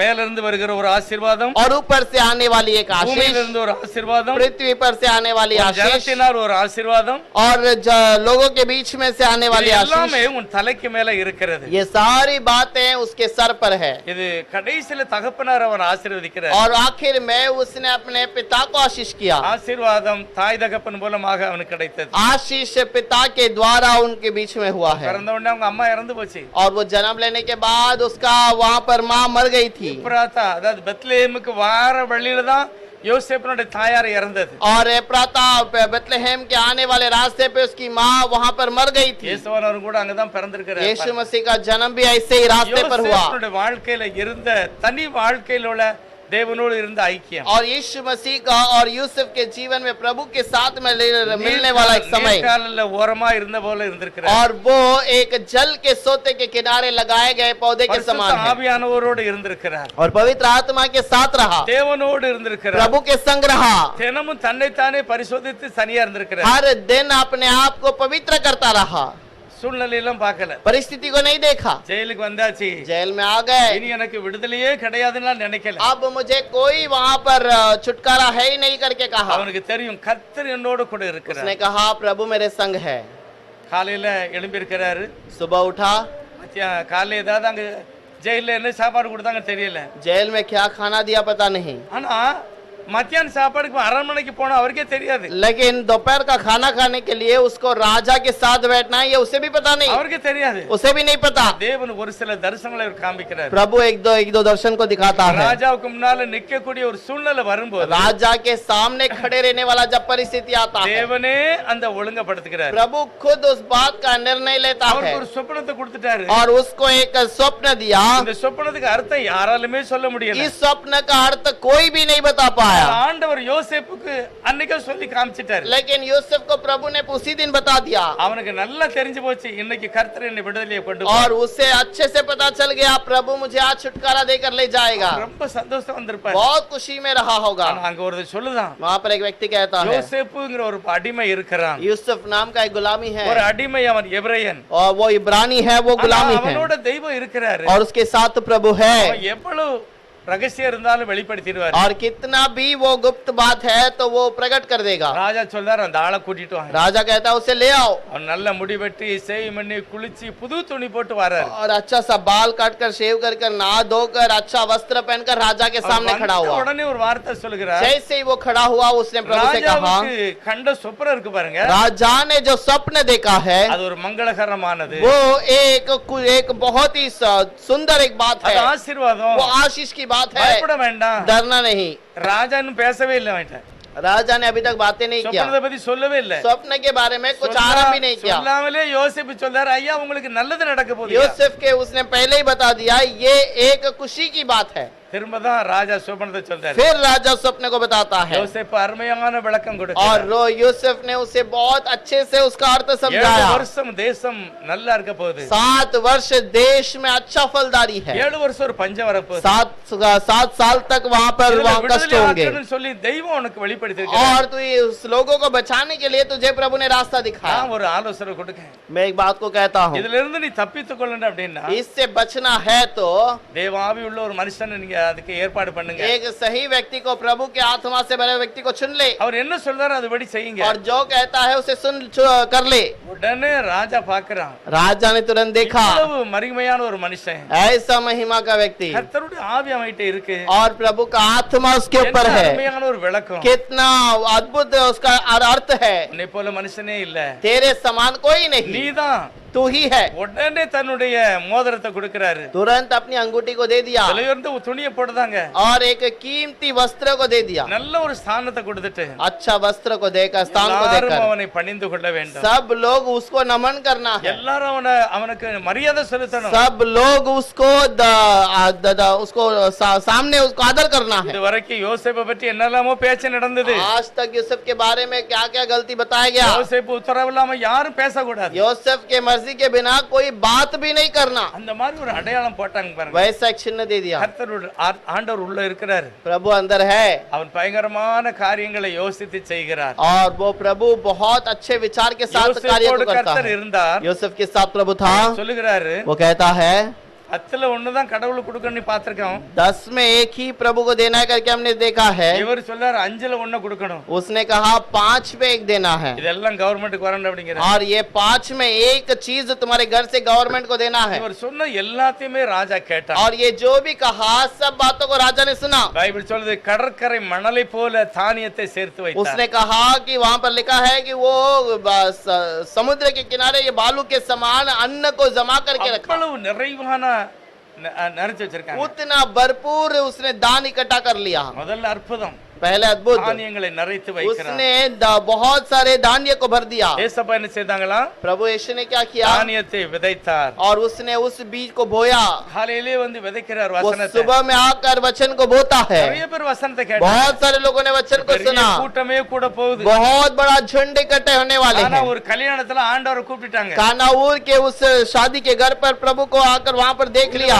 ஆண்டவர் ஒரு அற்புதமும் செய்யல, अभी तक प्रभु ने एक भी अद्भुत नहीं किया, வார்த்தையை தான் சொல்லி இருக்கிறார், वचन को ही कहा, வசனத்தை பேசியிருக்கிறார். वचन को बता दिया। ஏசப்பா சொன்ன வசனம் பூராமே விசுவாசத்தை எழுப்புகிறது. और यीशु का कहा हुआ सारा बात विश्वास को बढ़ाता है, அதுதான் மெயின் பாயிண்ட். और वही मुख्य बात है। அவருடைய வசனம் பூராமே விசுவாசத்தை தட்டி எழுப்புகிறது. और उसकी सारी बातें विश्वास को बढ़ाता है। உன் கையில தான் இருக்கும் உன் வாழ்க்கை, तेरे हाथ में ही तेरी बात நீ है, அதை சரி செய்ய முடியும். और तू उसे कर सकता है। அது ஆவாம போனாலும் உன் கையில தான் இருக்கு. और वो नहीं भी होगा तो वो भी तेरे हाथ में है। ஆண்டவர் இப்படிதான் போதிக்கிறாரு. और प्रभु ऐसे ही करता है। வசனத்தை வாங்கிக்க, और तू वचन को ले ले, நல்ல நேரத்துல போடு, अच्छे जमीन पर डाल, அது 100 மடங்கு பதில் वो கொடுக்கும். 100 गुना फल देगा। இதெல்லாம் ஜனங்கள் கேட்டாங்க. और ये सब बातें उसने देखा। மரியாள் ஒரு பிரச்சனை வரும்போது என்ன செய்தாங்க பாருங்க. मरियम एक समस्या आने के समय पर क्या किया देखिए, தனியா போய் சொல்லுதான், अकेले में जाकर कहती है, ஐயா அங்க கல்யாண வீட்டுல ரசம் காலி ஆயி போச்சு, ये शादी के घर पर दाखरस खत्म हो गया, அங்க காலி ஆயிட்டு. और ये खत्म हो गया। மரியாள்கிட்ட கர்த்தர் சொல்கிறார், मरियम से प्रभु ने कहा, சிறியே हे स्त्री, உனக்கும் எனக்கு என்ன, तेरा और मेरा क्या है, வேலை இன்னும் வரவில்லை. मेरा समय नहीं आया। ஆனா அவ போய் சொல்லுதா, वो जाकर कहती है, அவர் என்ன சொல்லுதாரோ அதுபடி செய்யுங்க. वो जो कहता है उसके अनुसार कीजिए। முதல் அற்புதத்துல ஒரு அடிப்படையை பார்க்கும்போது, और पहला अद्भुत के उस नींव को अगर देखें, மரியாள் என்ன சொல்றாங்கன்னா, मरियम क्या कहती है, சாப்பாடு தானே வேணும் உங்களுக்கு, क्या भोजन ही तो चाहिए, திராட்சரசம் தானே வேணும், दाखरस तो चाहिए। அங்க போய் கேளுங்க, அவர் என்ன சொன்னாரு செய்யுங்க. वहाँ जाके पूछो, जो कहता है सुनो।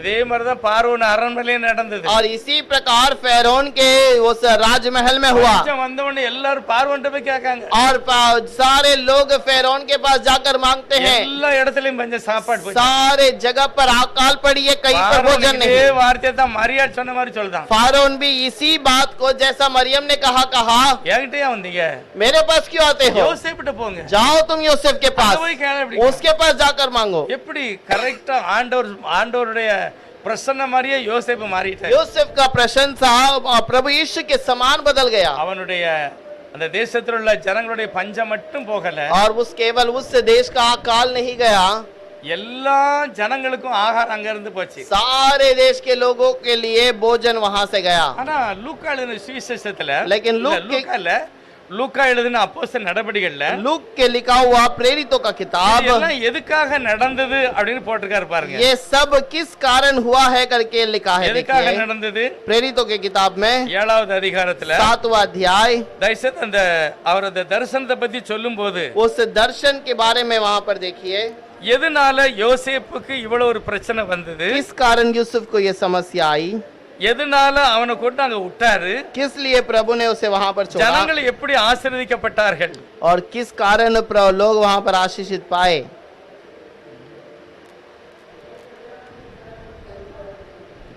வாசிக்கலாம் 19வது வசனம். 19वां वचन पढ़ेंगे, 7 में 19, 18 19 வாசிப்போம், நல்லா விளங்கும். 18 19. யோசேப்பை அறியாத வேறொரு ராஜா தோன்றின காலமளவும் ஜனங்கள் எகிப்திலே பழுகி பெறுகிறார்கள். அவன் நம்முடைய ஜனங்களை வஞ்சனையாய் நடத்திட்டு 11வது வசனம். 11वां वचन 7 11. 7 में. கானான் என்னும் தேசங்களில் எங்கும் பஞ்சமும் மிகுந்த வருத்தமும் உண்டாகி நம்முடைய பிதாக்களுக்கு ஆகாரம் கிடையாமல் போயிற்று.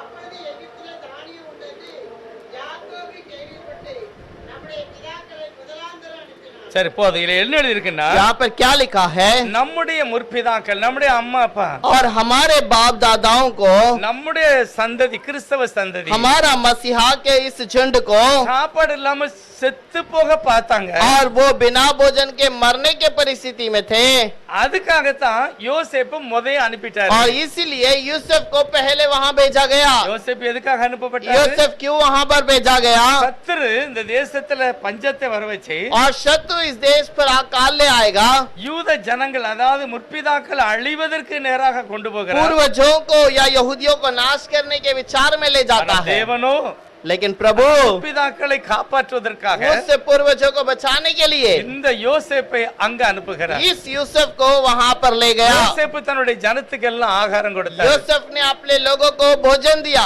ஏதோ ஒரு பிரச்சனைக்கு ஒரு ஆளு அங்க தேவைப்படுகிறது. कोई भी समस्या है तो इस कारण एक व्यक्ति का वहां पर जरूरत है. யோசேப்பு சொல்றாரு, इस पर यूसुफ कहता है, கவலைப்படாதங்க, चिंता मत करो, என்னை நீங்க வித்துட்டீங்க, मुझे तुमने बेच दिया, என்னை ரொம்ப அழுது கேட்டு நீங்க என்னை விடல, और मैं रोक कर मांगा तो भी तुमने नहीं छोड़ा, ஆனா தெய்வம் நன்மை செய்திருக்கிறார். लेकिन प्रभु भलाई करता है. நீங்க எனக்கு தீமை தான் செய்தீங்க, तुमने तो मेरे लिए बुराई की, ஆனா ஆண்டவர் எனக்கு நன்மை செய்தார். लेकिन प्रभु ने मेरे लिए அதனால भलाई நீங்க की. ரொம்ப டென்ஷனா இருக்காதங்க, इसीलिए चिंता न करो, விட்டுருங்க, எல்லாத்தையும் விட்டுருங்க, उस सारे चीजों को भूल जाओ. நானும் எல்லாத்தையும் மறந்துடுவேன். मैं भी भूल जाता हूँ. இனி நடக்க வேண்டியதை நான் பார்க்க और வேண்டும். जो अभी होने वाली है उस बात को मैं நம்முடைய बताऊंगा. சந்ததி தேவனால் ஆசீர்வதிக்கப்பட வேண்டும். हमारा संतान प्रभु से आशीषित किया ஆகவே जाएगा, தேவன் உங்களை நிம்மதியாக வாழ और வைக்கிறார். इसलिए प्रभु आपको शांति से जीवन देगा. நல்லா தேவனால் உபயோகப்பட்ட அந்த மனிதன் और सब कुछ वो प्रभु से उठाया गया, वो लाभदायक எல்லாமே है. நடந்துட்டு सारी बातें हो गई. இப்ப கடைசில அவர் மூலமாக இஸ்ரவேல் ஜனங்கள் முழுவதும் கோத்திர பிதாக்கள் எல்லாம் காப்பாற்றப்பட்டார். आखिर में उसके गोत्र पिता सब बचाए गए. 70 பேர் அந்த கோத்திரம் போய் சேருது. 70 लोगों का उस गोत्र वहां पर जाकर रुक நல்ல जाता இடம், है. நல்ல சாப்பாடு, अच्छा स्थान पर, अच्छे जगह पर रह गए. எல்லாம் செய்து முடிச்சிட்டு सब कुछ पूरा करने के बाद சாவ போற நேரம் சொல்றாரு, मरने के समय पर कहता है, என்ன இங்க அடக்கம் பண்ண கூடாது, मुझे यहाँ दफन न करो. நான் நல்ல உயிரோட இருந்தேன், और मैं अच्छा सा वहां पर था, அப்பாவை நான் கொண்டு கானான் தேசத்துல அங்க அடக்கம் பண்ணிட்டேன். और पिता को कानान देश में जाकर दफन किया. எவ்வளவு நாள் கழிச்சு அடக்கம் பண்ணாங்களா? कितने दिन के बाद दफन किया गया? இங்க பாத்தீங்கன்னா அவனை அது என்ன போட்டாங்க, அந்த பாடியை சரி பண்ணதுக்கே 70 நாள் ஆயிருக்கு. वो शरीर को सही बनाने के लिए 70 दिन लगे. 70 நாள் அங்க அந்த பாடி என்னெல்லாம் செய்யணுமோ செய்திருக்காங்க யாக்கோபுக்கு. और याकूब के शरीर को क्या क्या करना था, 70 दिन इस कार्य को किया. அதுக்கு பிறகுதான் उसके बाद யாக்கோப சுமந்து கொண்டு போய் ஆபிரகாம், அடுத்து அவங்க யாரு, நம்ம ईसक, ஈசாக்கு, ரெபேக்கா, सारा இங்க 4 பேரும் இங்க அடக்கம் பண்ணிருக்கு. और उस स्थान पर ले गए जहां पर अब्राहम, इसहाक, रेबेका और सारा को दफन किया அதே गया. இடத்துல கொண்டு என்னை அடக்கம் பண்ணு யாக்கோபு சொல்லிட்டாரு. याकूब ने कहा उसी स्थान पर मुझे दफन करो. இங்கேயும் கொண்டு வச்சு இவரும் கொண்டு அடக்கம் பண்ணிட்டாரு. ये भी जाकर दफन कर दिया. 70 நாளைக்கு பிறகு தூக்கிட்டு போறாங்க. 70 दिन के बाद उठाकर लेके जाते हैं. ராஜ மரியாதையோட போகுது. बहुत राजा के जो अधिकार के साथ जाता है. இடையிலும் போய் பல நாள் உட்கார்ந்து அழுதாங்க. और बीच में भी एक जगह पर बैठकर रोते हैं. இப்ப யோசேப்பு சொல்றாரு, சொல்றாரு, अब यूसुफ कहता है வசனம் நிறைவேற போகிறது, वचन पूरा होने जा रहा நீங்க எல்லாம் है, அடிமையாக போறீங்க, तुम सब गुलामी में जाओगे, அதனால என் சரீரத்தை நீங்க அடக்கம் பண்ண கூடாது, इसलिए मेरे शरीर को दफन न करना। தெய்வம் உங்களை சந்திப்பார், प्रभु तुमसे मुलाकात உங்களுக்கு ஒரு करेगा விடுதலை இருக்கு, और तुम्हारे लिए छुटकारा நீங்க है, அழிஞ்சு போக மாட்டீங்க, तुम नाश न होगे। நாம் ஆசீர்வதிக்கப்பட்ட சனம், हम आशीषित किए हुए लोग அதனால हैं, கர்த்தரை மட்டும் விட்டுற கூடாது, इसलिए प्रभु को न छोड़ देना। என்னை ஒரு பெட்டி உள்ள வைக்கணும், मुझे एक बक्से के अंदर रखो அந்த பெட்டியை மேல வச்சிருங்க, और उस बक्से को ऊपर रख देना, என்னைக்கு வெளியே போகணுமோ அதை கொண்டு போகணும், जिस दिन बाहर जाना है उस दिन लेकर जाओ। இதெல்லாம் உங்க பெரிய டென்ஷனா நினைக்கல, ये सब उन्होंने बड़ा टेंशन नहीं ஏன்னா समझा, எல்லாம் நல்ல சாப்பாடு, நல்ல வீடு, நல்ல வசதி, क्योंकि अच्छा सा भोजन, अच्छी सारी चीजें मिलेगी। ஆனா யோசேப்பு இறந்துட்டாரு, பெட்டிக்குள்ள வச்சாச்சு, लेकिन यूसुफ मर गया, उसे बक्से में रख दिया இவனுக்கு गया। தெரியாத ஒரு ராஜா வாரான், एक राजा आता है जो इसे नहीं जानता, அப்பதான் இஸ்ரவேல் ஜனங்கள் तब பாதிக்கப்படுகிறார்கள், इजरायली लोग तकलीफ में आते हैं, அவங்களுக்கு துக்கத்துக்கு மேல துக்கம், उनको दुख के ऊपर दुख आता है, பிள்ளைகளை கொண்டு நதியில போடணும், बच्चों के ऊपर लेकर नदी में डालना है, பிறக்கும் போதே கொலை செய்யணும், या फिर जन्म लेने के समय पर मार இது डालना முடியாத है। ஒரு தொல்லை, और ये एक रुकने वाला नहीं, एक परेशानी। நிச்சயமா யோசேப்பு பெட்டிக்கிட்ட போய் அழுதுருப்பாங்க, और यूसुफ के बक्से के सामने जाकर रोए होंगे, யோசேப்பே, எப்பண்டா வருவாரு, और वो यूसुफ तो ये कब आएगा मसीहा, எப்ப எங்க சந்திப்பாரு, कब प्रभु मुलाकात करेगा, அழுதுருப்பாங்க கண்டிப்பா, जरूर रोए होंगे। இன்னைக்கும் பாத்தீங்கன்னா எருசலேம்ல आज भी यरूशलेम के अंदर அந்த அழுகையின் சுவர்ல அழுதாங்க, वो रोने वाले दीवार पर खड़े रहकर रोते हैं, மேசியாவே சீக்கிரம் வாருங்க, हे मसीहा जल्दी आजा। தாவீது ராஜா கல்லறையில போய் அழுதாங்க, दाऊद राजा के खबर में जाके रोते हैं, தாவீதே மேசியா எப்போ வருவாரு, और दाऊद मसीहा कब आएगा। இதே மாதிரிதான் அன்னைக்கும் அழுதுருப்பாங்க, उस दिनों में भी वैसा ही रोए होंगे, 400 வருஷம் அழுதாங்க, 400 वर्ष तक रोए, அந்த விசுவாசம் குறையல, वो विश्वास कम न हुआ, இவர் சொல்லிட்டு அவர் போயிட்டாரு, वो बोलकर तो चला गया। ஆனா கடைசியில 400 வருஷத்துக்கு பிறகு आखिर में 400 वर्ष के இந்த बाद ஜனங்களை விடுதலை ஆக்குவதற்கு மோசே வருகிறார் लोगों பாருங்க, को छुटकारा देने के लिए மோசே वहां पर வந்து मूसा நிறைய आता है, அற்புதம் அடையாளம் நடந்துட்டு मूसा आकर बहुत सारा चिन्ह चमत्कार பஸ்கா किया, ஆட்டுக்குடி ரத்தம் பூசியாச்சு, और बसका का वहां पर लहू लगाया गया। ராஜா பயந்து நடுங்கி எப்படியாவது வெளியே போயிருங்க அப்படிங்க, राजा घबरा कर कांपते हुए कहता है तुम मेरे देश से चले जाओ। நல்லா பாருங்க 13வது அதிகாரம் யாத்திராகமம், निर्गमन का 13वां अध्याय ஒரு 2 வசனம் வாசிக்கணும், யாத்திராகமம் 13வது அதிகாரம் और 2 वचन पढ़ना है हमको। निर्गमन का 12वां अध्याय 19வது வசனம், उसका 19वां वचन।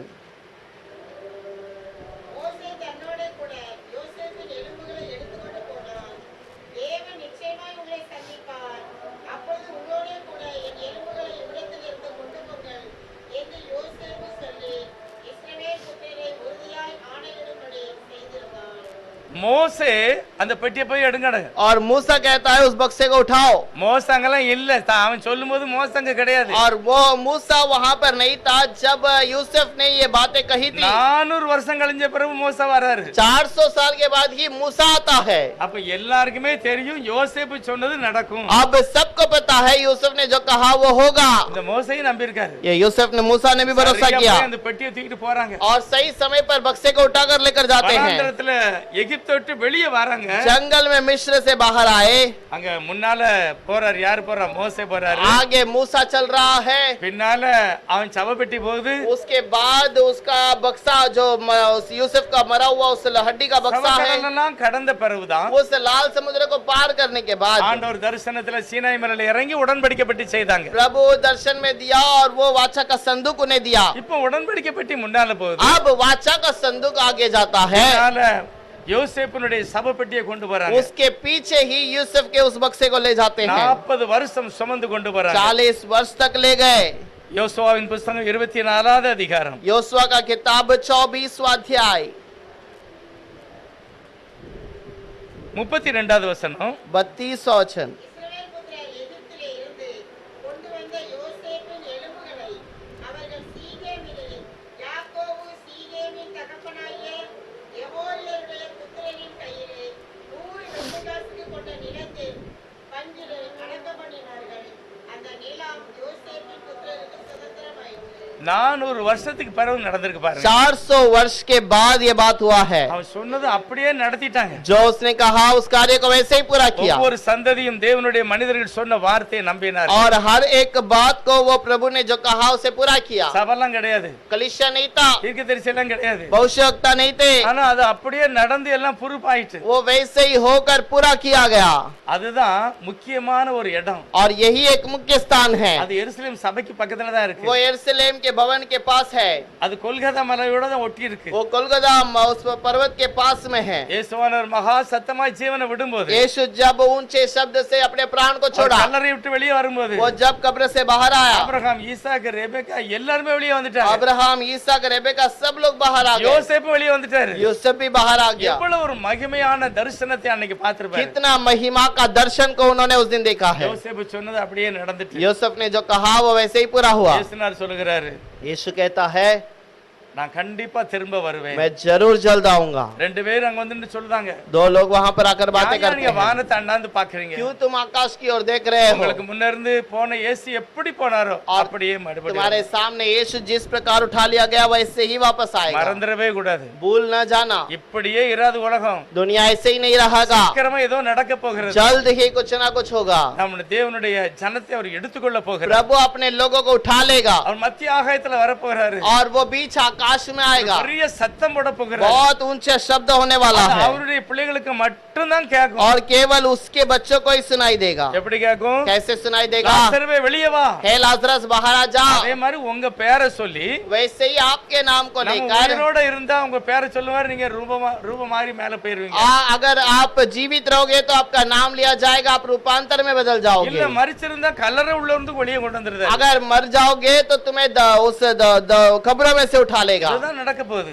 और यही होने वाला है। யோசேப்பு சொன்னது நடந்துட்டு. यूसुफ ने जो हुआ இயேசு बताया हो गया। சொன்னது நடக்க போகிறது. यीशु ने जो कहा जो वो भी होगा। இதுதான் கிறிஸ்தவத்தின் அடிப்படையானது. और मसीहा का नींव यही है। எல்லாரும் மறுரூபமாக்கப்படுகிறோம். हम सब रूपांतर में बदलेंगे, தேவனோடு நிரந்தரமான நித்திய ஜீவனுக்கு போகிறோம். प्रभु के साथ नित्य जीवन में निरंतर रहेंगे இது நமக்கு கிருபையா கிடைக்கும். और ये हमें अनुग्रह से मिलता है। அதிகாரம் சொல்லுகிறாரு, इफिसियों का दूसरे अध्याय पर मिलता है, அக்கிரமங்களிலும் பாவத்திலும் மரித்திருந்த உங்களை अधर्म में और पाप में मरे हुए இயேசு हमको உயிரோடு எழுப்புகிறார். यीशु ने फिर से जिलाया है எல்லாரும் உயிரோடு எழுப்பி தான் இப்ப இருக்கிறோம். और हम सब जिलाए गए हैं और जी उठे அதாவது हैं। பாவத்திலிருந்து உயிர் வந்து पाप से हम जी उठ गए, இந்த நிரந்தரமான விடுதலை அடைய போகிறோம். अब निरंतर एक स्वतंत्र मिलने वाला है। யோசேப்போடு கர்த்தர் இருந்தார். यूसुफ के साथ प्रभु था, அதனாலதான் அவர் சொன்னதெல்லாம் நடந்துட்டு. इसीलिए उसने जो भी कहा वो हो गया। நம்மளோடு கர்த்தர் இருப்பார். हमारे संग प्रभु रहेगा சரி, நம்முடைய ஜனமும் நம்முடைய குடும்பம் முழுவதும் மறுரூபமாக்கப்படும். और हमारा प्रभु के साथ में वहां पर